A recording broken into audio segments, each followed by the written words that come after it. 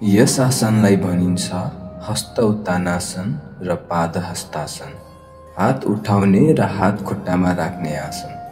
अर्थ हस्त उत्तानासन भन्नाले हात माथि उठाउने आसन हो।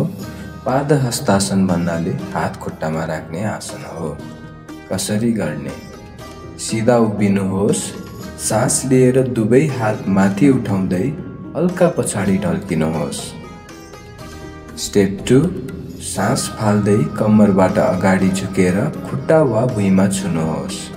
स्टेप 3, केही सेकेन्ड रोकिएर बिस्तारै उठ्दै सास लिनुहोस्।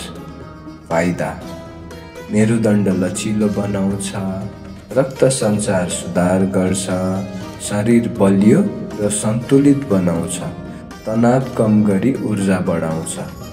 सावधानीहरू: यदि ढाड दुख्ने वा टाउको घुम्ने समस्या छ भने गहिरो झुकाइ नगर्नुहोस्। धन्यवाद।